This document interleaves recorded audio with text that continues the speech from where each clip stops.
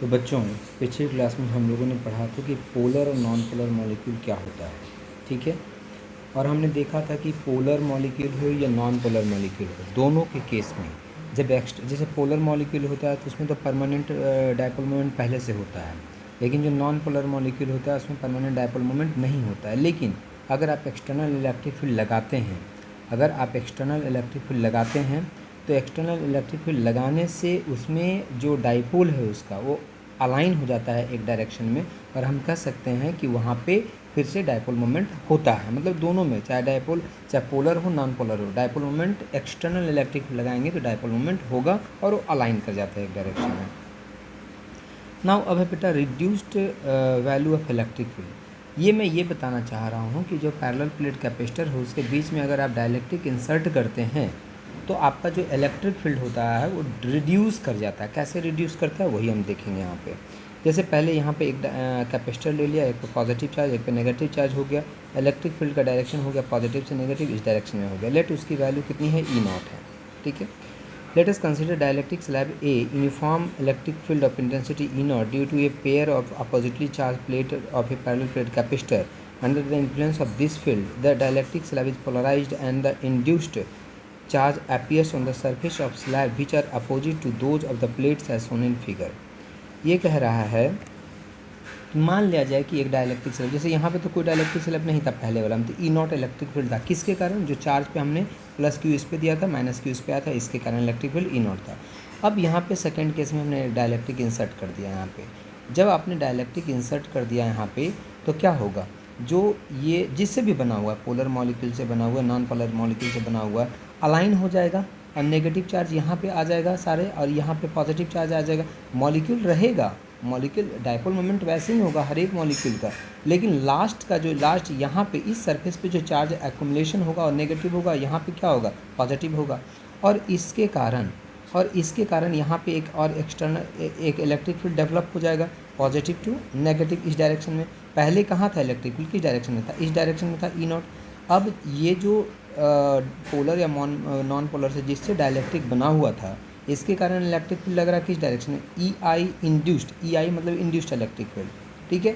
तो अब net electric field यहाँ पे कितना हो जाएगा, एक्सटर्नल जो इलेक्ट्रिक फील्ड था इस डायरेक्शन में था, इंड्यूस्ड इलेक्ट्रिक फील्ड इस डायरेक्शन में, तो नेट इसका टू कितना हो जाएगा, E0 माइनस EI। तो इलेक्ट्रिक फील्ड घट गया ना, जो इसके इन साइड में जो डाइलेक्ट्रिक आपने इंसर्ट किया तो उसके इन साइड में इलेक्ट्रिक फील्ड की वैल्यू कितनी हो जाएगी, E0 माइनस E, क्योंकि एक्सटर्नल तो E0 था, लेकिन इंड्यूस्ड इलेक्ट्रिक फील्ड हो गया वो EI। तो EI का डायरेक्शन E0 का अपोजिट डायरेक्शन में है, तो जो इलेक्ट्रिक फील्ड रिमेनिंग बचा वो E0 माइनस EI हो गया। Owing to these induced charge and electric field EI, वही induced electric field is set up in the dielectric whose direction is opposite to E0, E0 के opposite direction में होता है। Obviously, the resultant electric field E is in the same direction E0 and its magnitude is less than E0. So E जो electric field E की value होती है dielectric के इन side में, ठीक है, E0 माइनस EI हो गया। The field in the dielectric is weekend and never completely cancel.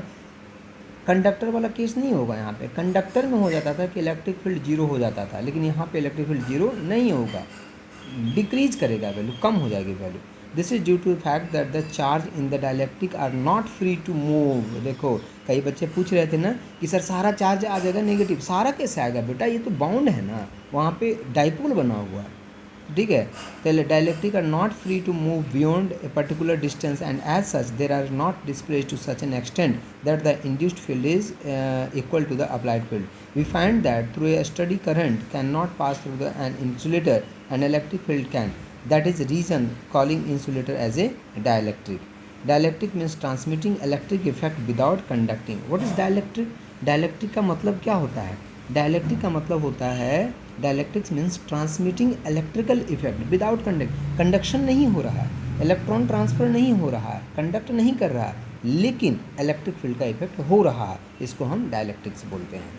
ना पोलराइजेशन हमने वहाँ पे पढ़ा, वहाँ पे थ्योरेटिकल पढ़ा था, यहाँ पे मैथमेटिकल हम पढ़ेंगे। अब यहाँ पे polarization P a measure of the phenomena, the extent to which dielectric is polarized is described by a vector quantity P vector से इसको डिनोट करते हैं, कैपिटल P वेक्टर से, called the polarization. Polarization is defined as the electric dipole moment per unit volume. What is polarization? Polarization होता है dipole moment per unit volume is known as a polarization. Capital P से डिनोट करते हैं, small P से dipole moment को। ऐसा unit of capital P is coulombs meter per cubic meter और coulomb per meter square. The dimension formula of P is dipole moment per unit volume हो गया, तो डाइपोल मोमेंट का हो गया L A T upon volume का हो गया L cube, so L two power -2 AT।